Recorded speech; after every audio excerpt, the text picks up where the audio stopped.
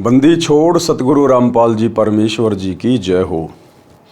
परम पिता परमात्मा सारी सृष्टि के रचनहार, कुल मालिक, असंख्य ब्रह्मांडों के स्वामी, जगत गुरु, तीनों लोकों में प्रवेश करके सबका भरण पोषण करने वाले राजाधिराज, आत्माधार, नाथों के नाथ, देवों के देव महादेव, सर्वेश्वर महेश्वर, मृत्युंजय, अजरो अमर, आदि अनादि सनातनी प्रभु, जगत पिता जगदीश्वर, श्री श्री 1008 की उपाधि के वास्तविक अधिकारी, अकाल मूरत शब्द स्वरूपी राम वासुदेव, सर्वगतम ब्रह्म, परम पूज्य, प्रथम पूज्य, परम संत, परम पुरुष, परम धनी, परम दयालु,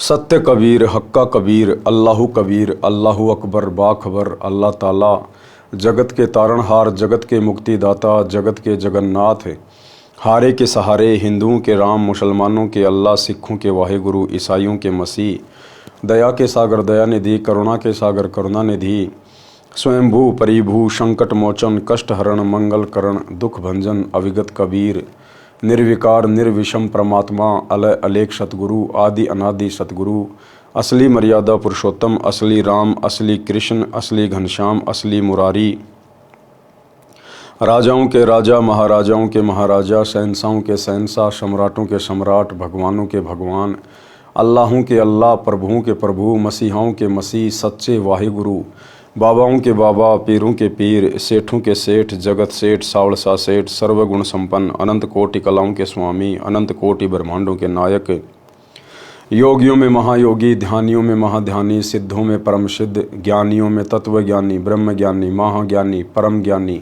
सर्वश्रेष्ठ ज्ञानी, विज्ञानी, युवा कबीर, समृद्ध कबीर, असंवाद, अमित ओझा, सच्चे रहनुमा, करीम अल्लाह, सुभान अल्लाह, दुनिया के अंतिम पैगंबर, 8 सितंबर 1951 से गांव धनाना, जिला सोनीपत, हरियाणा, भारतवर्ष की पावन भूमि पे प्रकट रियल कल की भगवान, श्री नारायण साकार हरि, श्री बाबा साहेब, नूर अनंत परमात्मा, संत श्रोमणी सतगुरु रामपाल जी परमेश्वर जी के चरण कमल में साध संगति से जुड़े हुए देश विदेश से आप और हम सभी सत्सेवक भाई बहनों का अनंत कोटि दंडवत प्रणाम। सत्साई भाई और बहनों, दया परम पिता परमेश्वर जी की, सारी सृष्टि के सृजनहार सतगुरु रामपाल जी भगवान की, जिनके शुभ आशीर्वाद से उन्हीं के कर कमल से लिखित पवित्र पुस्तक जीने की राह के ऊपर वीडियो बनाने की श्रृंखला जारी है। इसी श्रृंखला में आज हमारा ये 27वें नंबर का वीडियो है। प्रत्येक वीडियो में गुरुदेव भगवान के आशीर्वाद से हमें बहुत कुछ भक्ति मार्ग के विषय में जानने और समझने को मिल रहा है, जिससे हमारा विश्वास गुरुदेव के चरणों में दृढ़ होता जा रहा है। भाई और बहनों, कल जीने की राह पुस्तक के ऊपर हमारा अंतिम वीडियो होगा, क्योंकि कल परमेश्वर ने भक्ति और मर्यादाओं के विषय में हमें समझाना चाहा है। तो इस पुस्तक को पढ़ने के बाद हमें ये भी पता होना चाहिए कि सतगुरु रामपाल जी परमेश्वर जी से जुड़ने के लिए, उनकी भक्ति को सफल करने के लिए हमने किन किन मर्यादाओं का ध्यान रखना होगा। तो कल हमारा अंतिम वीडियो होगा जीने की राह पुस्तक के ऊपर भक्ति और मर्यादाओं को लेकर। तो आज गुरुदेव भगवान हमें क्या कुछ इस पवित्र पुस्तक जीने की राह में समझा रहे हैं, हमें भक्ति और साधना के विषय में अंतर बता रहे हैं। पूजा क्या है और साधना क्या है। पवित्र पुस्तक जीने की राह, पेज नंबर 241 और वीडियो नंबर 27। पूजा तथा साधना में अंतर, यानी पूजा क्या है और साधना क्या है। पूजा का मतलब होता है वो वस्तु जो हमें चाहिए, जिसके लिए हम इतना प्रयास कर रहे हैं, वो पूज्य वस्तु हमारी क्या है जिसके लिए हम भक्ति कर रहे हैं। और साधना होती है उस पूज्य वस्तु को प्राप्त करने के लिए जो मेहनत की जाती है, जो मजदूरी की जाती है, उसको कहते हैं साधना। तो परमात्मा को प्राप्त करने के लिए हम जो जो भक्ति क्रियाएं करते हैं उसको कहते हैं साधना। प्रश्न, काल ब्रह्म की पूजा करनी चाहिए या नहीं। किसी ने सवाल किया कि ये जो काल है, दुर्गा का पति, ब्रह्मा विष्णु महेश का पिता, जिसके पास 21 ब्रह्मांड हैं और ये प्रतिदिन 1 लाख मानव शरीरधारी आत्माओं का मैल निकाल के खाता है तपस्या पे, जिसने सभी को जन्म और मृत्यु के चक्कर में डाल रखा है, तो इसकी पूजा करनी चाहिए या नहीं करनी चाहिए। काल ब्रह्म की पूजा करनी चाहिए या नहीं, गीता में प्रमाण दिखाइए। उत्तर, नहीं करनी चाहिए। पहले आप जी को पूजा तथा साधना का भेद बताते हैं कि पूजा और साधना में क्या अंतर होता है। भक्ति अर्थात पूजा। जैसे हमारे को पता है कि पृथ्वी के अंदर मीठा शीतल जल है, उसको प्राप्त कैसे किया जा सकता है? उसके लिए बोकी के द्वारा जमीन में सुराख किया जाता है, उस सुराख में लोहे की पाइप डाली जाती है, फिर हैंडपंप नल की मशीन लगाई जाती है, तब वह शीतल जीवनदाता जल प्राप्त होता है। हमारा पूज्य जल है जिसके लिए हम प्रयत्न कर रहे थे, वो क्या है? जल। तो हमारा पूज्य क्या हुआ? जल। और उस जल को प्राप्त करने के लिए प्रयोग किए उपकरण तथा प्रयत्न साधना जाने। यदि हम उपकरणों की पूजा में लगे रहे तो जल प्राप्त नहीं कर सकते। उपकरणों द्वारा पूज्य वस्तु प्राप्त की जाती है। अन्य उदाहरण, जैसे पतिव्रता स्त्री परिवार के सभी सदस्यों का सत्कार करती है, सास ससुर माता पिता के समान, नंद का बड़ी छोटी बहन के समान, जेठ देवर का बड़े छोटे भाई के समान, जेठानी देवरानी का बड़ी छोटी बहनों के समान, परंतु वह पूजा अपने पति की करती है। जब वे अलग होते हैं तो अपने हिस्से की सभी वस्तुएं उठाकर अपने पति वाले मकान में ले जाती है। अन्य उदाहरण, जैसे हमारी इच्छा आम खाने की होती है, हमारे लिए आम का फल पूज्य है, जिसको हम खाना चाहते हैं, जिसको हम प्राप्त करना चाहते हैं। उसे प्राप्त करने के लिए धन की आवश्यकता पड़ती है। धन संग्रह करने के लिए मजदूरी, नौकरी, खेतीबाड़ी करनी पड़ती है, तब आम का फल प्राप्त होता है। इसलिए आम पूज्य है तथा अन्य क्रिया साधना है। साध्य वस्तु को प्राप्त करने के लिए साधना करनी पड़ती है। साधना भिन्न है, पूजा अर्थात भक्ति भिन्न है। स्पष्ट हुआ। सीधी सी बात है भाइयों और बहनों, जैसे हमने प्राप्त करना है सतलोक। हमने क्या प्राप्त करना है? सतलोक। हम किसके लिए भक्ति कर रहे हैं? सतलोक के लिए भक्ति कर रहे हैं। उसके लिए हमने किसकी भक्ति करनी पड़ेगी? सतगुरु रामपाल जी भगवान की भक्ति करनी पड़ेगी। तो सतगुरु रामपाल जी भगवान है हमारे पूज्य। हम किन की पूजा कर रहे हैं? सतगुरु रामपाल जी की। तो ये है हमारी वो पूज्य वस्तु सतगुरु रामपाल जी। अब इनको खुश करने के लिए, इनको प्राप्त करने के लिए, इनकी पूजा करने के लिए, सतलोक प्राप्त करने के लिए हम जो जो भक्ति विधि अपनाएंगे, पांचों यज्ञ करेंगे, दान धर्म करेंगे, सुमरण करेंगे, सत्संग सुनेंगे, मर्यादा निभाएंगे, ये है साधना। यानी गुरुदेव भगवान को प्राप्त करने के लिए, सतलोक को प्राप्त करने के लिए हमने जो भी मेहनत, जो भी प्रयत्न, जो भी भक्ति हमने करनी पड़ेगी, उसको कहते हैं साधना। यानी पूज्य वस्तु को प्राप्त करने के लिए जो मेहनत की जाएगी उसको कहते हैं साधना। प्रश्न चल रहा है कि क्या ब्रह्म की पूजा करनी चाहिए? ब्रह्म यानी ये दुर्गा का पति। इसको चाहे ब्रह्म कहिए, चाहे ज्योति निरंजन कहिए, चाहे इसको काल कहिए, चाहे इसको क्षर पुरुष कहिए, ये चारों नाम इसी के हैं। प्रश्न चल रहा है क्या ब्रह्म की पूजा करनी चाहिए, क्या काल की पूजा करनी चाहिए? उत्तर में कहा है कि नहीं करनी चाहिए। अब श्रीमद् भगवत गीता में प्रमाण दिखाते हैं। गीता अध्याय 7 श्लोक 12 से 15 में तो गीता ज्ञानदाता ने बता दिया है कि तीनों गुणों, रजगुण श्री ब्रह्मा जी, सतगुण श्री विष्णु जी तथा तमगुण श्री शिव जी की भक्ति व्यर्थ है, बेकार है। फिर गीता अध्याय 7 के श्लोक 16, 17, 18 में गीता ज्ञानदाता ब्रह्म ने अपनी भक्ति से होने वाली गति अर्थात मोक्ष को अनुत्तम अर्थात घटिया बताया है।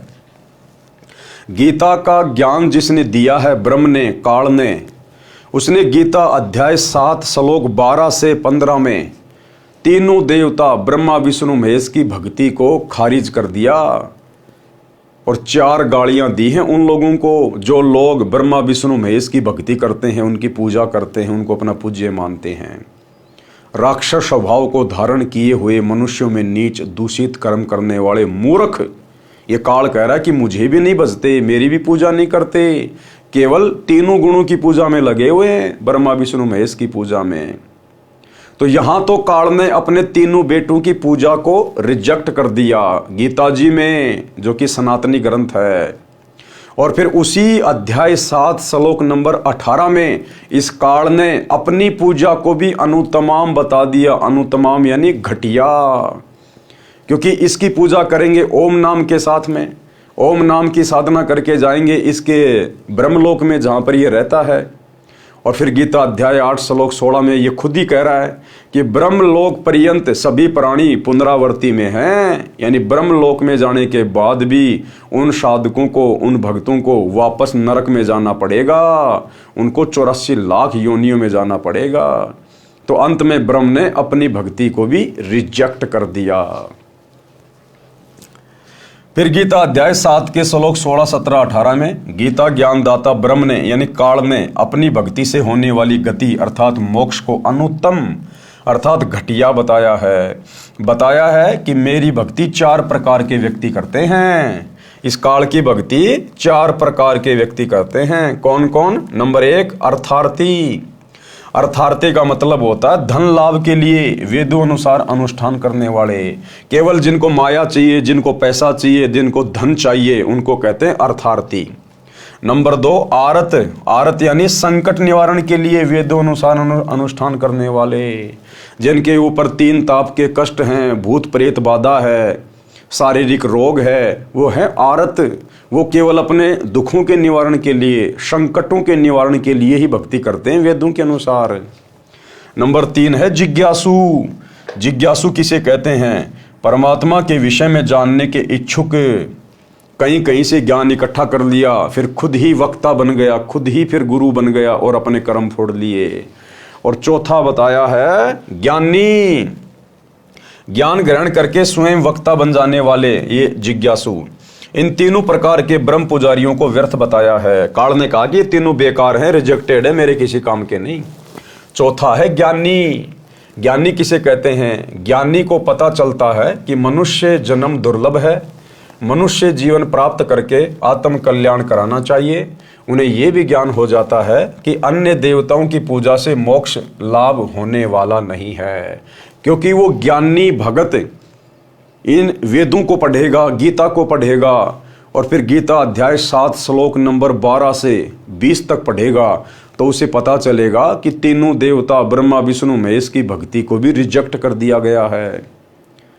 और इस काल ब्रह्म ने अपनी भक्ति को भी अनुत्तम बता दिया, घटिया बता दिया। फिर भला नीचे के देवी देवता, भूत प्रेत, बेताल ये हैं क्या? फिर वो ज्ञानी आत्मा जो एकमात्र ओम मंत्र है, गीता अध्याय 8 श्लोक नंबर 13 में इस ब्रह्म का, उसी को उत्तम मान के, सर्वश्रेष्ठ मान के, मोक्षदाता मान के और उसी की भक्ति में लगी रहती है। लेकिन उस ज्ञानी आत्मा को भी तत्वदर्शी संत ना मिलने के कारण वो भी अंत में फिर 84 में ही जाता है। उन्हें यह भी ज्ञान हो जाता है कि अन्य देवताओं की पूजा से मोक्ष लाभ होने वाला नहीं है, इसलिए एक परमात्मा की भक्ति अनन्य मन से करने से पूर्ण मोक्ष संभव है। उनको तत्वदर्शी संत ना मिलने से उन्होंने जैसा भी वेदों को जाना, उसी आधार से ब्रह्म को यानी इस काल को एक समर्थ प्रभु मानकर यजुर्वेद अध्याय 40 मंत्र 15 से ओम नाम लेकर भक्ति की, परंतु पूर्ण मोक्ष नहीं हुआ। ओम नाम ब्रह्म साधना का है, यानी ओम नाम इस ब्रह्म का है, इस काल का। उससे ब्रह्म लोक प्राप्त होगा, जो कि पूर्व में प्रमाणित किया जा चुका है। गीता अध्याय 8 श्लोक 16 में कहा है कि ब्रह्म लोक पर्यंत सब लोग पुनरावर्ती में हैं, अर्थात आवागमन में हैं, जन्म और मृत्यु में है। अर्थात ब्रह्म लोक में गए भगत भी पुनः लौटकर संसार में जन्म मृत्यु के चक्कर में गिरते हैं। ये है गीता जी का निष्कर्ष। इसलिए काल की साधना और ब्रह्मा विष्णु महेश की साधना नहीं करनी चाहिए, केवल एक परम अक्षर ब्रह्म की साधना करनी चाहिए। काल ब्रह्म की साधना से वह मोक्ष प्राप्त नहीं होता, जो गीता अध्याय 15 श्लोक 4 में बताया है कि तत्व ज्ञान से अज्ञान को काटकर परमेश्वर के उस परम पद की खोज करनी चाहिए, जहां जाने के पश्चात भगत फिर लौटकर संसार में कभी वापस नहीं आता। तो फिर किसकी भक्ति करनी चाहिए? वो ब्रह्म खुद ही कह रहा है, वो काल खुद ही कह रहा है। गीता अध्याय 15 श्लोक नंबर 4 में क्या कह रहा है कि भैया तत्व ज्ञान से अज्ञान को काटकर उस एक परमपिता परमेश्वर की भक्ति करनी चाहिए, जहाँ जाने के बाद फिर भगत संसार में लौटकर कभी जन्म और मृत्यु में नहीं आता। अब वो कैसे मिलेगा तत्वदर्शी संत, उसकी जानकारी भी इस ब्रह्म ने, इस काल ने गीता अध्याय 4 श्लोक नंबर 34 में बताई है कि तू किसी तत्वज्ञानी संत की खोज कर। अगर तुझे वो तत्वदर्शी संत मिल जाए, तत्वज्ञानी महात्मा मिल जाए, तो फिर उसको भली भांति प्रसन्न कर, दंडवत प्रणाम कर और उससे आगे का ज्ञान पूछ। फिर वो तुझे ज्ञान का उपदेश देगा और उससे भक्ति लेकर फिर तू अपने जन्म मरण का रोग समाप्त करवा। तो भाई और बहनों, आज वो तत्वज्ञानी महात्मा, वो तत्वदर्शी संत, आप और हमारा सौभाग्य जो पृथ्वी पर प्रकट है सतगुरु रामपाल जी के रूप में। ये है वो परम अक्षर ब्रह्म, कबीर परमेश्वर, कबीर देव।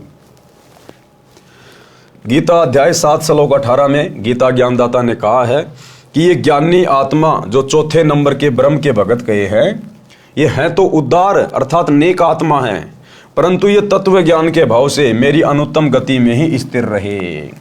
तत्व ज्ञान के भाव से काल कह रहा है कि वो ज्ञानी भी मेरी घटिया साधना में लगा रहा, ओम नाम का ही जाप करता रहा और ब्रह्मलोक में पहुंच गया। अपनी भक्ति कमाई खर्च करके खा पी के फिर 84 लाख योनियों में आ गया। गीता ज्ञानदाता ने अपनी साधना से होने वाली गति को भी अनुत्तम अर्थात घटिया कहा है। अब देखो भाई और बहनों, गीता जी में कितना स्पष्ट लिखा हुआ है, उसके बावजूद भी हमारे आचार्य शंकराचार्य धर्मगुरु हमें गीता जी का निष्कर्ष निकाल के नहीं दे पाए। केवल तोते की तरह इसका पाठ करते रहे, हमें सुनाते रहे और दान दक्षिणा लेते रहे। अब इस परमेश्वर ने धरती पे प्रकट होकर सतगुरु रामपाल जी भगवान ने ये मूल ज्ञान, ये सार ज्ञान सर्व भगत समाज के सामने निकाल के रख दिया। तो भाई और बहनों, अब हमने देर नहीं करनी चाहिए, विलंब नहीं करना चाहिए, क्योंकि भक्ति का विधान हमारे शास्त्र हैं और चारों वेद और गीता जी ये सनातनी शास्त्र हैं। बाद में बने हैं बाकी धर्म तो सारे के सारे, हिंदू धर्म, मुस्लिम धर्म, सिख, ईसाई, जैन, बौद्ध, ये तो सब बाद में बने। सतयुग में, त्रेता में, द्वापर में कोई धर्म नहीं था, कोई पंथ नहीं था, केवल वेदों के अनुसार साधना होती थी। इसलिए वेद सनातनी शास्त्र है और सभी धर्मों के लोगों के लिए है, क्योंकि जिस समय ये वेद थे उस समय कोई धर्म नहीं था। ये तो आगे चलकर वर्तमान में काल ने हम सभी आत्माओं को परमात्मा से दूर करने के लिए धर्मों में डिवाइड कर दिया, जातियों में डिवाइड कर दिया, ताकि आपस में ये अपनी अपनी साधना को श्रेष्ठ मान के लड़ते झगड़ते रहे। और जब वो परम संत, तत्वदर्शी संत, वो परमात्मा जब धरती पर आकर अपना ज्ञान दे, तो उस समय कोई भी उनकी बातों को ना माने। ये काल का पूर्व नियोजित षड्यंत्र था। लेकिन सतगुरु के आगे भला काल की क्या बिसात, सतगुरु ने जो करना है वो तो करके रहेगा। तो आज सतगुरु ने कर दिखाया।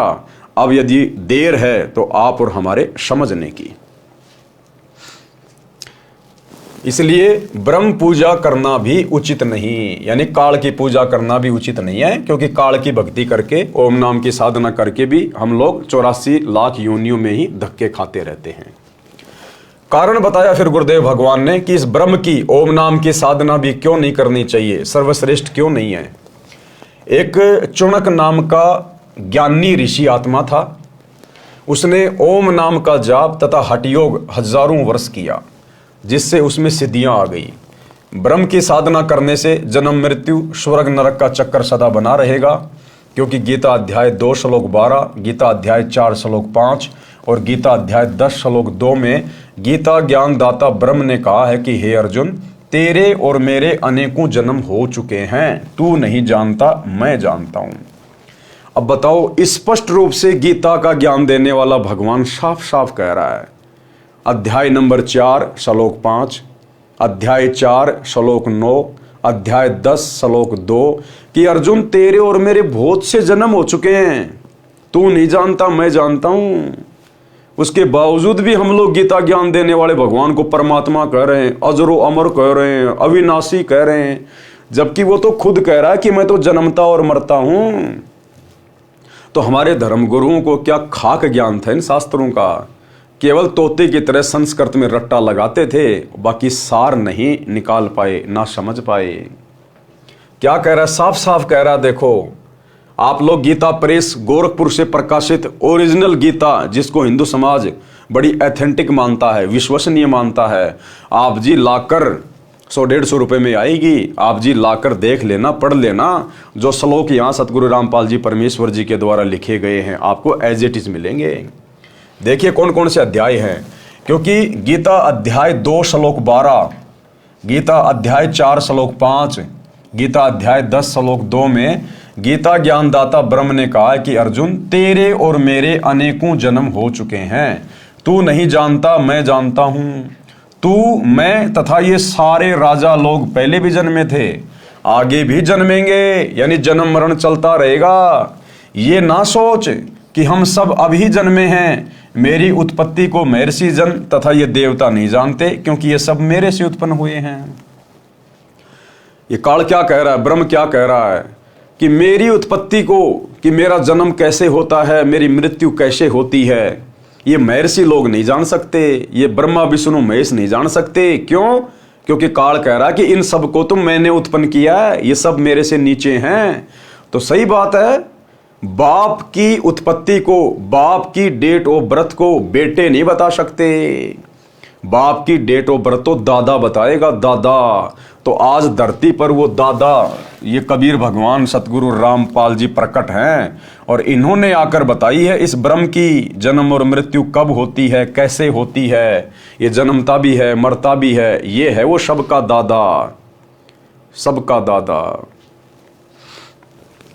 इससे स्वयं सिद्ध है कि जब गीता ज्ञानदाता ब्रह्म भी जन्मता मरता है तो इसके पुजारी अमर कैसे हो सकते हैं। अब सही बात है, जब ये काल जो गीता का ज्ञान दे रहा है, जब ये खुद ही जन्म और मृत्यु में है, तो भला इसकी पूजा करके, जो कि चारों वेदों में और गीता में केवल इसी की पूजा का मंत्र है ओम, तो जब ये खुद ही जन्मता और मरता है, तो काल की पूजा करके, ब्रह्मा विष्णु महेश की पूजा करके इनके पुजारी भला कैसे अमर हो जाएंगे, वो कैसे सदा सदा के लिए मोक्ष प्राप्त कर पाएंगे।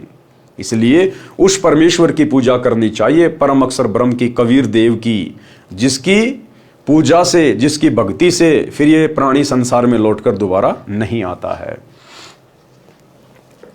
इससे यह सिद्ध हुआ कि ब्रह्म की उपासना से वह मोक्ष नहीं हो सकता जो गीता अध्याय 18 श्लोक 62 में तथा अध्याय 15 श्लोक 4 में कहा है। इन श्लोकों में गीता ज्ञानदाता ने स्पष्ट निर्देश दिया है कि हे भारत, तू सर्व भाव से उस परमेश्वर परम अक्षर ब्रह्म की शरण में जा। देखो ये गीता का ज्ञान देने वाला, वेदों का ज्ञान देने वाला ब्रह्म, ये काल बिल्कुल साफ साफ अर्जुन को कह रहा है, यानी अपनी भक्ति करने के लिए भी मना कर रहा है अर्जुन को।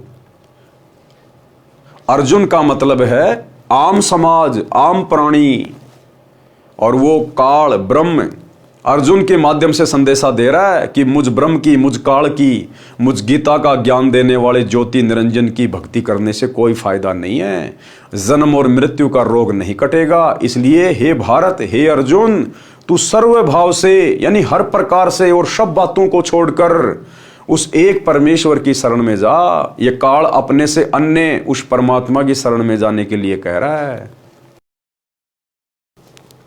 हे भारत, तू सर्व भाव से उस परमेश्वर यानी परम अक्षर ब्रह्म की शरण में जा।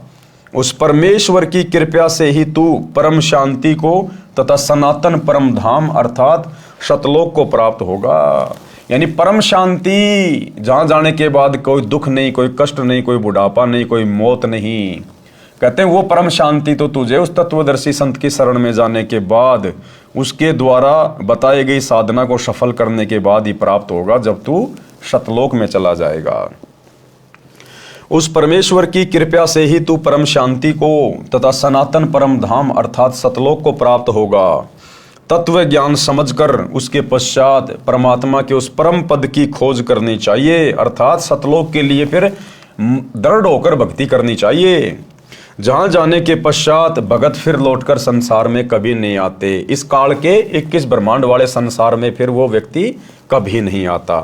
विचार करें कि गीता ज्ञानदाता तो स्वयं जन्मता मरता है, इसलिए ब्रह्म यानी काल की पूजा से होने वाली गति अनुत्तम कही है। गीता अध्याय 7 श्लोक 18 में इसने अपनी भक्ति को भी अनुत्तम कहा, घटिया कहा है। अब चुनक ऋषि का प्रसंग आगे सुनाते हैं। चुनक ऋषि ने ओम नाम का जाप तथा हठ योग किया। वेदों ऋग्वेद, यजुर्वेद, सामवेद, अथर्ववेद में बताई भक्ति से परमात्मा प्राप्ति नहीं होती। इन चारों वेदों में उस पूर्ण परमात्मा की जानकारी जरूर है, लेकिन उसकी प्राप्ति का मार्ग नहीं है, मंत्र नहीं है, वो काल ने छुपा दिए। और इस काल ने अपना खुद का मंत्र ठोक दिया, केवल एक ओम नाम का मंत्र, और जानकारी उस परमात्मा की दी हुई है। इसलिए इन चुनक ऋषि जैसी आत्माओं ने वेदों को पढ़ा, और जैसा इनको ज्ञान था उस आधार से इन्होंने इस काल को, इस ब्रह्म को ही इन्होंने परमात्मा मान लिया, और उस ओम मंत्र को निकाल लिया कि भाई यही ओम मंत्र है उस परमात्मा की प्राप्ति का, और उसी को फाइनल भक्ति मान के दिन रात एक कर दी। वेदों ऋग्वेद, यजुर्वेद, सामवेद, अथर्ववेद में बताई भक्ति से परमात्मा की प्राप्ति नहीं होती है। इसका प्रमाण गीता अध्याय 11 श्लोक 47 व 48 में है। गीता ज्ञान दाता ब्रह्म ने यानी काल ने बताया कि हे अर्जुन, मुझ काल ब्रह्म का यह विराट रूप है। मेरे इस रूप के दर्शन तेरे अतिरिक्त पहले किसी को नहीं हुए। मैंने तेरे ऊपर अनुग्रह करके ये रूप दिखाया है। मेरे इस रूप के दर्शन अर्थात ब्रह्म प्राप्ति न तो वेदों में वर्णित विधि से अर्थात ओम नाम के जाप से, ना तप से, ना हवन आदि आदि यज्ञों से होते हैं। अर्थात वेदों में वर्णित विधि से ब्रह्म प्राप्ति नहीं होती। काल ने स्पष्ट कर दिया गीता जी के अध्याय नंबर 11 श्लोक नंबर 47 और 48 में कि हे अर्जुन, मुझ ब्रह्म की प्राप्ति, मुझ काल की प्राप्ति आपको किसी भी प्रकार से नहीं हो सकती। मेरे दर्शन आप किसी भी तरह से नहीं कर सकते। चाहे कितना ओम नाम का जाप कर लो, कितना ही तुम हठ योग कर लो, कितना तुम तप कर लो, कितना ही तुम जप कर लो, यज्ञ हवन कर लो, ये मेरा घटिया अनुत्तम नियम है। किसी भी प्रकार से मुझ ब्रह्म की प्राप्ति नहीं की जा सकती। बताओ, खुद कह रहा है और फिर भी लोग गीता जी का पाठ कर रहे हैं। राधे राधे हरे हरे राधे राधे श्याम मिलादे का जाप कर रहे हैं, जब खुद ओम नाम के जाप से भी साधक इसके दर्शन नहीं कर सकता। अर्जुन को कह रहा कि तेरे ऊपर तो मैंने विशेष मेहर करी है, विशेष दया करी है, अन्यथा मेरे इस रूप के दर्शन कोई नहीं कर सकता किसी भी प्रकार से। बताओ फिर ओम नाम का जाप क्यों कर रहे हैं? अरे भगत साधक भक्ति इसीलिए करता ना कि भगवान के लोक में जाएंगे, भगवान के दर्शन करेंगे, आत्मा खुश होगी, वहाँ मौज मस्ती से रहेंगे। और वो ब्रह्म, वो काल गीता अध्याय 11 श्लोक 47 और 48 में कह रहा है कि अर्जुन, ये तो मैंने खाली तेरे को दर्शन दे दिए, अन्यथा मुझ काल के दर्शन कोई नहीं कर सकता। चाहे कोई एडी से चोटी तक का जोर लगा ले, कितना ओम नाम का जाप कर ले, कितने जप तप कर ले, एक पैर पे खड़ा हो जा, चाहे जंगल में जा, चाहे गुफा में जा, मरी जाएगा, सड़ी जाएगा, गली जाएगा, लेकिन मुझ काल के दर्शन नहीं कर पाएगा। बताओ फिर भी ये साधु संत महात्मा घर छोड़ छोड़ के ओम नाम का जाप कर रहे थे, क्योंकि इनको बेचारों को तत्वदर्शी संत प्राप्त नहीं था जो इनको सही मार्गदर्शन कर देता। तो भाई और बहनों, आज है हमारा सौभाग्य, आज है धरती पे तत्वदर्शी संत सतगुरु रामपाल जी भगवान, जिन्होंने इन वेदों को और गीता जी को पहली कक्षा की पुस्तक बना के रख दी। पहली कक्षा की पुस्तक है, अपने भक्तों की उंगलियों पर रटा दिए परमात्मा ने। ब्रह्मा विष्णु महेश के विषय में, काल के विषय में, अक्षर ब्रह्म के विषय में, सब के बारे में। तो क्या कह रहा है वो कि मेरे इस रूप के दर्शन अर्थात ब्रह्म प्राप्ति न तो वेदों में वर्णित विधि से अर्थात ओम नाम के जाप से, न तप से, न हवन से, न आदि आदि यज्ञों से होते हैं। अर्थात वेदों में वर्णित विधि से ब्रह्म प्राप्ति नहीं होती। यही कारण रहा कि चुनक जैसे ऋषि भी ब्रह्म को निराकार कहते रहे, क्योंकि जो साधना उन्होंने की उस साधना से तो ब्रह्म खुद ही कह रहा है कि मेरे दर्शन हो ही नहीं सकते। तो अंत में ओम नाम की साधना करके और तप करके उस चुनक जैसे ऋषि ने भी यही निष्कर्ष दे दिया कि भैया परमात्मा निराकार है, परमात्मा दर्शन नहीं देता। चुनक ऋषि में सिद्धियां आ गई, अब वो तप करने से उनमें सिद्धियां आ गई, जिस कारण से संसार में प्रसिद्ध हो गया।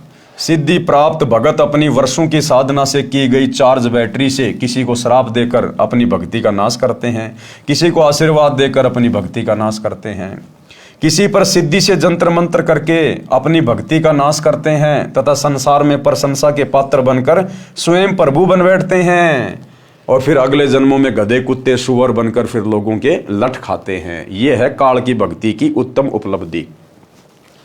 फिर आगे परमात्मा ने बताया कि एक मानदाता चक्रवर्ती राजा था, उसका पूरी पृथ्वी पर राज्य था। उसने अपने राज्य में यह जांचना चाहा कि क्या पृथ्वी के अन्य राजा जो मेरे अधीन हैं, क्या उनमें से कोई स्वतंत्र होना चाहता है। इसलिए राजा ने अपने निजी घोड़े के गले में एक पत्र लिखकर बांध दिया कि जिस किसी राजा को मानधाता राजा की पराधीनता स्वीकार ना हो, वो इस घोड़े को पकड़ ले। यानी अश्वमेघ यज्ञ किया। पूरी पृथ्वी पर उस राजा मानधाता का शासन था और उसने ये चेक करना चाहा कि कहीं कोई राजा मेरी अधीनता स्वीकार तो नहीं करना चाहता, कहीं खुद तो स्वतंत्र होकर राज्य नहीं करना चाहता। तो इस बात की जांच करने के लिए और अपनी दादागिरी को कायम रखने के लिए ये अहंकार होता है, क्योंकि राजा अहंकार में सड़ रहा होता है। क्योंकि राजा ने भी पिछले जन्म में खूब तप किया होता है, उस तप के बदले वो राजा बन जाता है। तप से राज, वो राजा बन गया। और राज मदमानम, राजा बन के मान बड़ा अहंकार में फूल जाता है, निरे पाप कमाता है। तो तप से राज और राज मदमानम और जन्म तीसरे शुक्र समानम। फिर वो राजा राज भोगने के बाद नरक में जाएगा, उसके बाद गधा, कुत्ता और शुअर बनेगा। ये है काल की ओम नाम की साधना की उपलब्धि। वह इस घोड़े को पकड़ ले और युद्ध के लिए तैयार हो जाए। राजा के पास बेहतर अक्षौणी सेना है, उस घोड़े के साथ सैकड़ों सैनिक भी चले। सारी पृथ्वी पर चक्कर लगाया, किसी राजा ने उस घोड़े को नहीं पकड़ा, क्योंकि बेहतर अक्षौणी सेना, 1.5-2 करोड़ की सेना उस राजा के पास। तो किसी ने भी घोड़े को नहीं पकड़ा कि भैया मरना थोड़ी है, टाइम पास करना है। हाँ जी ठीक है, हम तो राजा मानदाता के नीचे रह के अपना राज्य कर रहे हैं। किसी राजा ने उस घोड़े को नहीं पकड़ा। इससे स्पष्ट हो गया कि पूरी पृथ्वी के छोटे राजा अपने चक्रवर्ती शासक मानदाता के अधीन हैं। सभी सैनिक जो घोड़े के साथ थे खुशी से वापस आ रहे थे। रास्ते में ऋषि चुनक की कुटिया थी। अब वो चुनक ऋषि जहां अपनी साधना कर रहा था, ओम नाम का जाप और तप कर रहा था, तो तप करने से उसमें सिद्धियां आ गई। काफी हजारों वर्षों से बैठा हुआ था। सतयुग में, त्रेता में लाखों साल की उम्र हुआ करती थी।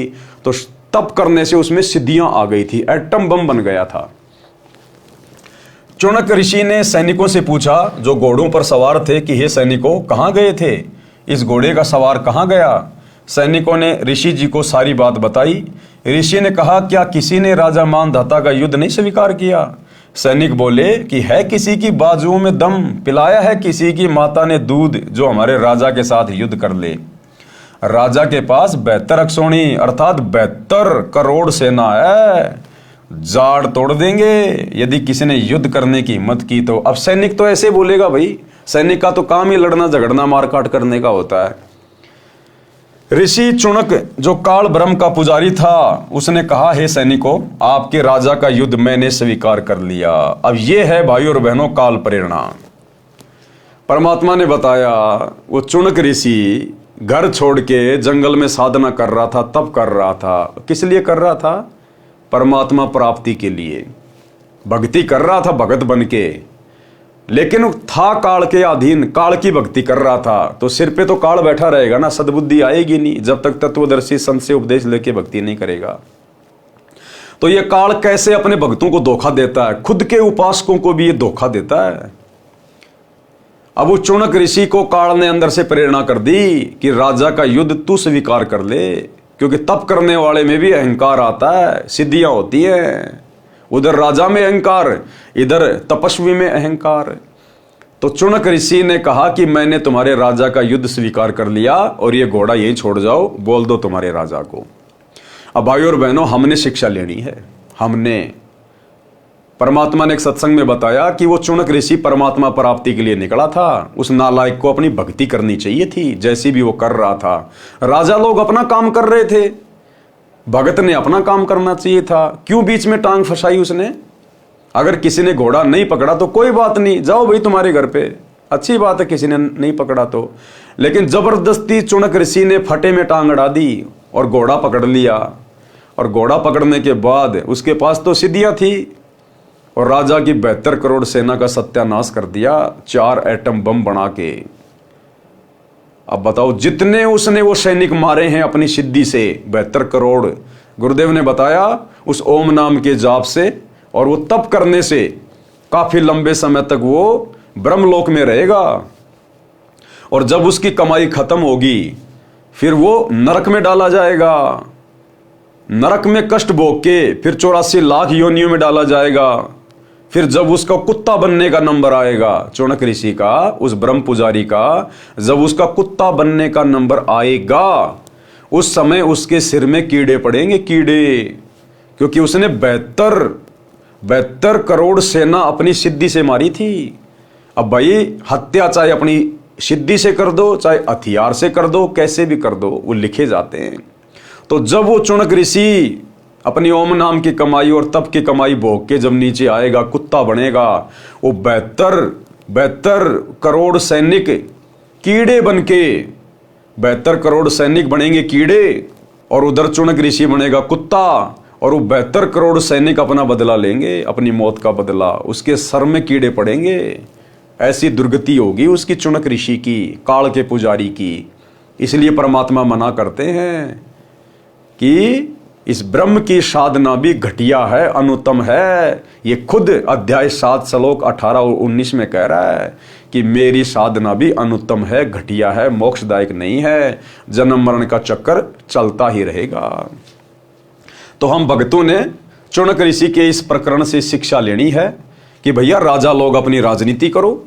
नरेंद्र मोदी है कहीं अपनी रैली कर रहा है, राहुल गांधी कहीं अपनी रैली कर रहा है, कोई भी राजनीतिक पार्टी अपना कोई भी अपना प्रोपेगेंडा चला रही है। हम भक्तों ने उनकी रैलियों में धक्के नहीं खाने चाहिए। हम भक्तों ने पार्टी विशेष को देख के वोटबाजी नहीं करनी चाहिए, किसी राजनेता का समर्थन नहीं करना चाहिए। हम भगत हैं, अपने आत्म कल्याण के लिए भक्ति कर रहे हैं, बकवाद करने के लिए नहीं कर रहे। लेकिन वर्तमान में जिस प्रकार इस परीक्षा के समय में 2014 बरवाला कांड के बाद गुरुदेव के परिवार ने उसी काल की शैतान की प्रेरणा से जो भगत समाज की मर्यादाएं तुड़वा दी है, राजनेताओं की रैलियों में भेज भेज के, आरक्षणों में बैठा के, गुंडों की सीबीआई जांच करवा के, तरह तरह से कुकर्म करवा के, भक्तों के ज्योति पाठ और दान का पैसा चंदे के रूप में आरक्षणों में दे के, जाटों की धर्मशाला बनवा के करोड़ों रुपये में, उसी काल की शैतान की प्रेरणा से, ब्रह्म की प्रेरणा से, और भक्तों की मर्यादा तुड़वा दी। फिर हमने क्या शिक्षा ली गुरुदेव के सत्संगों से? इस चौनक ऋषि की कथा से हमें यही तो शिक्षा मिलती है कि उस नालायक ने भक्ति करनी थी, क्यों फालतू में उसका घोड़ा पकड़ा, क्यों राजाओं के बीच में टांग फंसाई, और अंत में अपनी सारी भक्ति कमाई नष्ट करके चला गया। क्या कह रहे हैं गुरुदेव?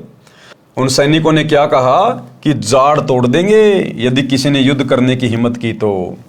ऋषि चौनक जो काल ब्रह्म का पुजारी था, उसने कहा कि ये सैनिकों, आपके राजा का युद्ध मैंने स्वीकार कर लिया, ये घोड़ा बांध दो मेरी कुटिया वाले पेड़ से। सैनिक बोले कि हे कंगले, तेरे पास दाने तो खाने को नहीं है, क्या युद्ध करेगा तू? राजा मानधाता के साथ अपनी भक्ति कर ले। वो सैनिक क्या कह रहे हैं कि चुपचाप अपनी भक्ति कर ले। अरे हम भी तो ये कह रहे हैं इन सतलोक आश्रम वालों से कि भैया चुपचाप अपनी भक्ति कर लो, ये पाखंड करना छोड़ दो, ये राजनेताओं के पीछे दौड़ना छोड़ दो, चुपचाप अपनी भक्ति कर लो। तो वो सैनिक बेचारे फिर भी उसको समझा रहे हैं कि भगत जी तेरी भक्ति कर ले, तू फालतू में राजाओं के बीच में टांग मत फंसा। लेकिन अहंकार, अपनी भक्ति कर ले, क्यों शात बोल दे रही है तेरी, यानी क्यों तेरे सिर के ऊपर तेरी मौत मंडरा रही है, अर्थात तेरी क्यों शामत आई है। ऋषि ने कहा जो होगा सो देखा जाएगा, जाओ कह दो तुम्हारे राजा को कि तुम्हारा युद्ध चौनक ऋषि ने स्वीकार कर लिया है। राजा को पता चला तो सोचा कि आज एक कंगाल सिरफिरे ऋषि की हिम्मत हुई है, कल कोई दूसरा हिम्मत करेगा। बुराई को प्रारंभ में ही समाप्त कर देना चाहिए। जनता को भयभीत करने के लिए, एक व्यक्ति को मारने के लिए, यानी चौनक ऋषि को मारने के लिए राजा मानधाता ने 72 करोड़ सेना की 4 टुकड़ियां बनाई। एक टुकड़ी 18 करोड़ सैनिक पहले भेजे ऋषि से युद्ध करने के लिए। काल ब्रह्म के पुजारी चौनक ऋषि ने सिद्धि शक्ति से 4 पुतलियां बनाई, जैसे आजकल वैज्ञानिकों ने परमाणु बम बना लिए, एटम बम बना लिए। काल ब्रह्म के पुजारी चौनक ऋषि ने सिद्धि शक्ति से 4 पुतलियां बनाई, अर्थात 4 परमाणु बम तैयार किए। एक पुतली छोड़ी, उसने 18 करोड़ सेना को काट डाला। राजा ने दूसरी टुकड़ी भेजी, ऋषि ने दूसरी पुतली छोड़ी। इस प्रकार राजा मानधाता की 72 अक्षोणी यानी 72 करोड़ सेना का नाश काल ब्रह्म के पुजारी चुनक ने कर दिया। अब गुरुदेव कह रहे विचार करो, ऋषि महर्षियों को राजाओं के बीच में टांग नहीं अड़ानी चाहिए। क्या कह रहे हैं गुरुदेव कि ऋषि महर्षियों को, यानी आज से पहले द्वापर, त्रेता और सतयुग में जो भक्ति करते थे उनको ऋषि महर्षि कहा करते थे। अब कलयुग में उनको भगत कहने लग गए, जैसे आप और हम वर्तमान में भगत कहे जाते हैं। पहले भक्तों को ऋषि महर्षि कहा जाता था। तो क्या कह रहे हैं गुरुदेव कि भक्तों को राजाओं के बीच में टांग नहीं अड़ानी चाहिए। बताओ फिर, क्या वही परमात्मा, वही सतगुरु जो हमें इतनी अच्छी शिक्षा दे रहा है, क्या आज हिसार जेल में जाने के बाद क्या नरेंद्र मोदी की रैलियों में अपने भक्तों को भेजेगा? क्या बीजेपी को वोट डलवाएगा? क्या कभी कांग्रेस को वोट डलवाएगा? जो परमात्मा खुद हमें इन राजाओं से दूर रहने की सलाह दे रहे हैं, दुनिया को सलाह दे रहे हैं। विचार करें, ऋषि महर्षियों को यानी भक्तों को, संतों को राजाओं के बीच में टांग नहीं अड़ानी चाहिए। कारण यह है कि ऋषि जनों ने यानी भक्तों ने हजारों वर्ष ओम नाम का जाप किया परमात्मा प्राप्ति के लिए। परमात्मा मिला नहीं, क्योंकि गीता अध्याय 11 श्लोक 47-48 में लिखा है कि वेदों में यानी चारों वेदों ऋग्वेद, यजुर्वेद, सामवेद तथा अथर्ववेद में वर्णित भक्ति विधि से ब्रह्म यानी काल प्राप्ति नहीं है। इसलिए इससे ऋषियों में सिद्धियां प्रकट हो जाती हैं। अज्ञानता के कारण उसी भूल भुलैया को ये भक्ति की उपलब्धि मान बैठे, जिस कारण से भक्ति करके भी उस पद को नहीं प्राप्त कर सके। जहां जाने के पश्चात पुनः जन्म नहीं होता, क्योंकि इनको तत्वदर्शी संत नहीं मिले। सूक्ष्म वेद में कहा है कि अब आप और हमारा सौभाग्य देखो भाई और बहनों, चुनक जैसे ऋषि को भी, दुर्वासा जैसे ऋषि को भी, वशिष्ठ और विश्वामित्र जैसे ऋषियों को भी तत्वदर्शी संत नहीं मिला तो इन्होंने उसको स्वीकार नहीं किया। और आज आप और हमें देखो, इस घोर कलयुग में परमात्मा तत्वदर्शी संत के रूप में आकर मिल चुके हैं और हमें पूरा इतिहास बता दिया कि भक्तों ने क्या क्या गलतियां की आज से पहले, और तुम लोगों ने किस प्रकार सावधानी बरत के अपनी भक्ति को सफल करना है। कबीर, गुरु बिन काहू न पाया ज्ञाना, जो थोथा भू छड़े मूड किसाना। यानी बिना सतगुरु के आज तक किसी ने भी ज्ञान प्राप्त नहीं किया, सच्चा ज्ञान प्राप्त नहीं हुआ, मोक्ष वाला ज्ञान प्राप्त नहीं हुआ। गुरु बिन काहू न पाया ज्ञाना, जो थोथा भूस छिड़े मूड किसाना। जिस प्रकार थोथा भूस, जैसे गेहूं आपने निकाल लिए, गेहूं निकालने के बाद उसके जो डूंडले बचे हुए हैं उसको यदि कोई कूटे उसमें से गेहूं निकालने के लिए, तो वो तो थोथा भूस कूट रहा है, वो तो मूर्ख है, मूर्ख, कुछ नहीं निकलेगा उसमें। तो बिना सतगुरु के आप चाहे तप कर लो, चाहे जप कर लो, चाहे वेद पढ़ लो, चाहे गीता पढ़ लो, आप तो थोथा भूस छिड़ रहे हो, डूंडले पीट रहे हो, डूंडले, उनमें से अनाज नहीं निकलेगा। गुरु बिन काहू न पाया ज्ञाना, जो थोथा भूस छिड़े मूड किसाना। और गुरु बिन वेद पढ़े जो प्राणी, समझे न सार रहे अज्ञानी। अब इनको गुरु तो बहुत मिले लेकिन सच्चा गुरु नहीं मिला। यहां पर सच्चे गुरु की बात हो रही है कि गुरु बिन वेद पढ़े जो प्राणी, समझे न सार रहे अज्ञानी। आपको लाखों गुरु मिलेंगे जो चारों वेदों को याद करके श्लोक संस्कृत में बोल बोल के सुना रहे हैं, दुनिया को ज्ञान दे रहे हैं, लेकिन वो सच्चे गुरु नहीं है। वो केवल तोते की तरह उन्होंने कंठस्थ याद कर रखा उन श्लोकों को, संस्कृत में घोट लिया, लेकिन वो वेद कह क्या रहे हैं, वो दोहे, वो श्लोक कह क्या रहे हैं, सार क्या है, निष्कर्ष क्या है, वो नहीं समझ पाए। इसलिए गुरु पद पर होने के बावजूद भी उनको हम गुरु नहीं कह सकते। गुरु वो है जो शास्त्रों का निष्कर्ष निकाल के दे दे। गरीब 72 अक्षौणी खा गया, यानी 72 करोड़ सेना राजा मानधाता की खा गया। वो कौन? चुनक ऋषिश्वर, एक ऋषि और ऋषिश्वर यानी ऋषियों में सर्वश्रेष्ठ कहा जाता था वो चुनक। अब बताओ, उनके ये काम है, उनके बिना सतगुरु के, बिना तत्व ज्ञान के, उन ऋषियों में सर्वश्रेष्ठ ऋषिवर ने भी अपनी दुर्गति करवाई और 72 अक्षौणी सेना खा गया, यानी मार डाली। गरीब 72 अक्षुणी खा गया, चुनक ऋषिश्वर एक, दे धारे जोरा फिरे सभी काल की भेक। ये तो जीती जागती मौत फिर रही है साधु संतों के रूप में। अब बताओ, भगत तो भाई साहब चींटी भी नहीं मार सकता, चींटी भी। अगर कभी ऐसी नौबत आ गई भगत के सामने, भगत तो अपनी तरफ से चींटी को भी नहीं मार सकता, चींटी को भी। और ये 72 करोड़ सेना को खा गया, अपनी सिद्धि शक्ति से मार दिया इसने। तो ये काहे के भगत थे ये। लेकिन आज से पहले तत्व ज्ञान के अभाव में हम केवल ऐसे रिद्धि सिद्धि वाले साधकों को, ऋषि मुनियों को ही बहुत बड़े भगत मानते थे। ये तो भक्ति के आसपास भी नहीं थे, आसपास भी। भावार्थ, तत्वदर्शी संत गुरु न मिलने के कारण जो साधना भगत करते हैं वह शास्त्र विधि त्याग कर मनमाना आचरण होता है। अब वो चुनक ऋषि मनमाना आचरण कर रहा था, मनमाना आचरण, जिससे कोई लाभ साधक को नहीं होता। क्योंकि वेदों में तो साफ साफ लिखा हुआ है कि उस तत्वदर्शी संत की खोज कर, उसके बताए अनुसार भक्ति कर, तब तुझे परमात्म ज्ञान होगा, तुझे वो परम धाम मिलेगा। अब इनको तत्वदर्शी संत मिला नहीं, ये तो खुद ही तत्वदर्शी संत बन बैठे अपने आप में। और तप करने से फिर इनमें सिद्धियां आ गई, ओम नाम का जाप करने से ब्रह्मलोक में चले जाते हैं, फिर नीचे गधे कुत्ते सुअर बनते हैं। गीता अध्याय 16 श्लोक 23-24 में प्रमाण है कि हे भारत, जो भगत शास्त्र विधि को त्याग कर मनमाना आचरण करता है उसको न तो सुख होता है, न सिद्धि प्राप्त होती है, और न ही उसकी गति अर्थात मोक्ष होता है। इसलिए तेरे लिए शास्त्र ही प्रमाण है कि कौन सी साधना करनी चाहिए और कौन सी नहीं करनी चाहिए। अब शास्त्रों का ज्ञान कहाँ से मिले, शास्त्रों का ज्ञान कौन बताए? ये शास्त्रों का ज्ञान तो केवल परमात्मा ही आके बताता है।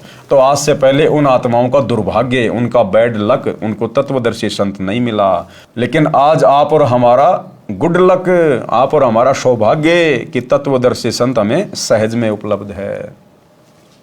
गुरु बिना अर्थात तत्वदर्शी संत के बिना चाहे वेदों को पढ़ते रहो, चाहे उनको कंठस्थ भी कर लो, जैसे पहले के ब्राह्मण वेदों के मंत्रों को याद कर लेते थे। जो चारों वेदों के मंत्र याद कर लेता था वह चतुर्वेदी कहलाता था। जो 3 वेदों के मंत्रों को याद कर लेता था वह त्रिवेदी कहलाता था। परंतु उनको वेदों के गूढ़ रहस्यों का ज्ञान ना होने के कारण वे ऋषिजन वेदों को पढ़कर घोटकर भी अज्ञानी रहे।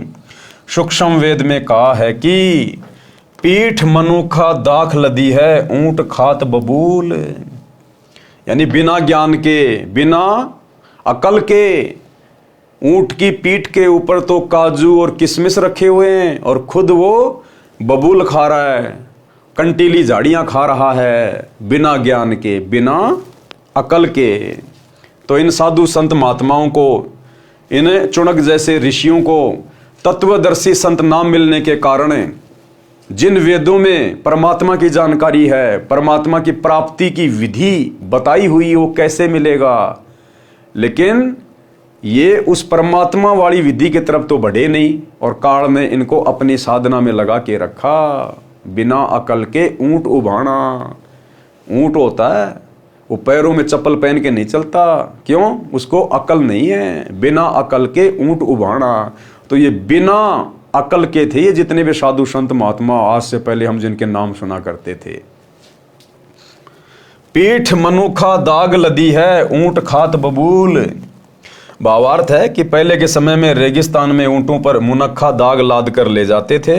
ऊंट पीठ पर तो इतनी स्वादिष्ट मनुखा दाग लादे हुए होता था और स्वयं बबूल यानी कीकर पेड़ के कांटों में मुख मार मार कर बबूल के पत्ते खा रहा होता था। बिना ज्ञान के सभी ऋषि जी चारों वेदों रूपी मनुखा दाग को लादे फिरते थे और पूजा करते थे काल ब्रह्म रूपी बबूल की, जिससे न सनातन परम धाम और न ही परम शांति प्राप्त होती थी। फिर सूक्ष्म वेद में कहा है, सूक्ष्म वेद क्या है? 5वां वेद कबीर सागर, ये सूक्ष्म वेद है। आदरणीय गरीबदास जी का सदग्रंथ साहिब, ये सूक्ष्म वेद है। ये चारों वेदों का बाप है ये सूक्ष्म वेद। बंजारे के बैल ज्यों फिरिया देश विदेश, और खांड छोड़ भुषखात है बिन सतगुरु उपदेश। भावार्थ है कि पहले के समय में बैलों के ऊपर गधे की तरह थैला यानी बोरा रखकर उसमें खांड भरकर बंजारे अर्थात व्यापारी लोग एक स्थान से दूसरे स्थान पर लाते ले जाते थे। बैल की पीठ पर बोरे में खांड है और स्वयं भूष खाया करता था। इसी प्रकार गुरु द्वारा तत्व ज्ञान न मिलने के कारण ऋषिजन वेदों रूपी खांड यानी चीनी को तो कंठस्थ करके रखते थे, उनको ठीक से न समझकर साधना वेद विरुद्ध करते थे। उदाहरण के लिए श्री देवी पुराण सचित्र मोटा टाइप केवल हिंदी गीता प्रेस गोरखपुर से प्रकाशित, इसके 5वें स्कंद प्रश्न नंबर 414 पर लिखा है, वेद व्यास जी ने कहा कि सतयुग के ब्राह्मण वेद के पूर्ण विद्वान थे। वे देवी अर्थात श्री दुर्गा जी की पूजा करते थे। प्रत्येक गांव में श्री देवी का मंदिर बनवाने की उनकी प्रबल इच्छा थी। पाठक जन विचार करें, चारों वेदों में तथा इन्हीं वेदों के सारांश श्रीमद् भगवत गीता में कहीं पर भी देवी दुर्गा की पूजा करने का निर्देश नहीं है। तो सतयुग के ब्राह्मण क्या खाक विद्वान थे वेदों के। इसी श्री देवी पुराण के 7वें स्कंद में पेज नंबर 562 563 पर श्री देवी जी ने राजा हिमालय से कहा था कि तू मेरी पूजा भी त्याग दे, क्योंकि राजा हिमालय जो था वो देवी दुर्गा का भगत था और उसने कहा कि माई मेरे पास और तो सब कुछ है, मेरे को मोक्ष चाहिए। तो देवी दुर्गा ने तो यहां तक कहा उसको, राजा हिमालय को, कि भैया तू मेरी भक्ति भी छोड़ दे और केवल एक ओम नाम का जाप कर, उस ब्रह्म की पूजा कर, तू ब्रह्मलोक को प्राप्त हो जाएगा। हैं?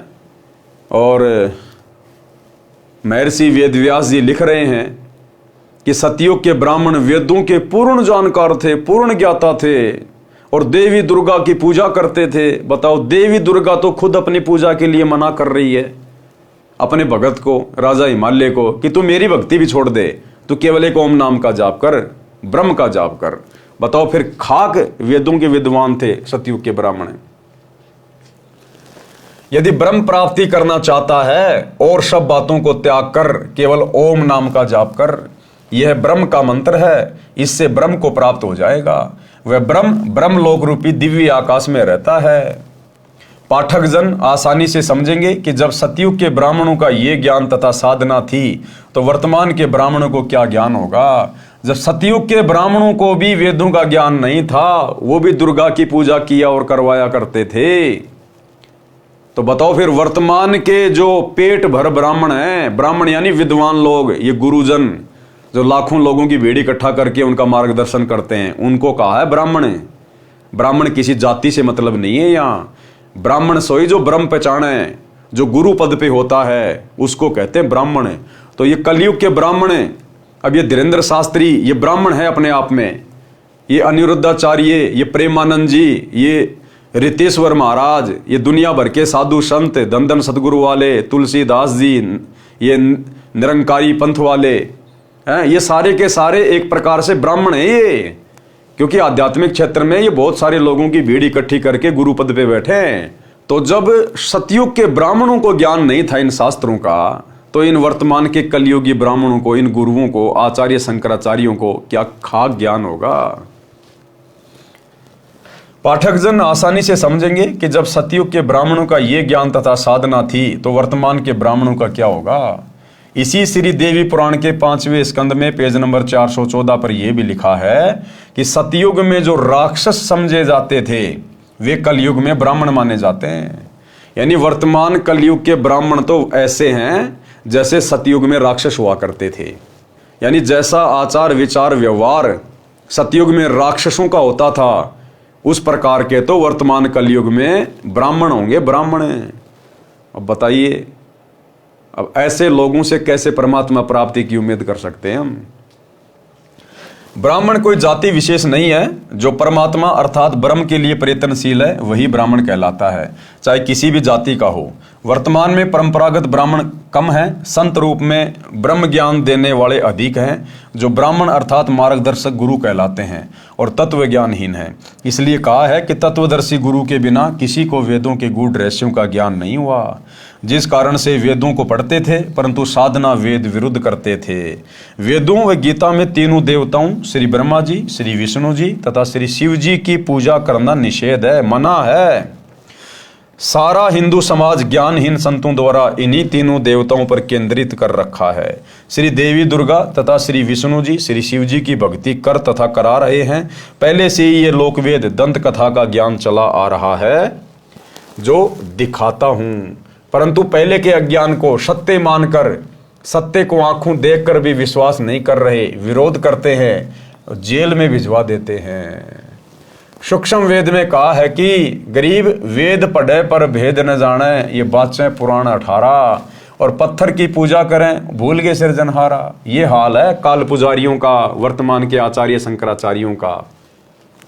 ये वेदों को भी पढ़ते हैं, शास्त्रों को भी ये पढ़ते हैं, पर शास्त्रों के भेद को नहीं जानते, और बातें पुराण 18, और ये पत्थर की पूजा करें और भूल गए सिरजनहारा। सिरजनहार जिसने पूरी सृष्टि को बनाया है, सबकी उत्पत्ति की है, ये वेदों को पढ़ने के बाद भी उसको तो भूले बैठे हैं और पत्थरों की पूजा पर पूरे भगत समाज को लगा रखा है। जबकि चारों वेदों में और गीता जी में कहीं भी पत्थर पूजने का, मूर्ति पूजने का कोई विधान नहीं है। तो बताओ क्या खाक इन्होंने वेद पढ़े, शास्त्र पढ़े, जो दुनिया को नरक की ओर लेके जा रहे हैं। भावार्थ है कि वेद तथा 18 पुराणों को पढ़ते हैं और मूर्ति की पूजा करते हैं। वेदोक्त सर्व के सर्जनहार परम अक्षर ब्रह्म को भूल गए। अन्य प्रभुओं की पूजा करके उस परम शक्ति तथा सनातन परम धाम अर्थात परमेश्वर के उस परम पद से वंचित रह जाते हैं, जो गीता अध्याय 18 श्लोक 62 तथा अध्याय 15 श्लोक 4 में कहा है। सूक्ष्म वेद में लिखा है कि गुरुआ गांव बिगाड़े संतो गुरुआ गांव बिगाड़े, यानी नकली संत गांव गांव में बैठ गए। गांव गांव में इन्होंने सभी को शास्त्र विरुद्ध साधना पर लगाकर गांव के गांव बिगाड़ दिए। गुरुआ गांव बिगाड़े संतो गुरुआ गांव बिगाड़े, ऐसे कर्म जीव के ल्या दिए फिर जड़े नहीं जाड़े।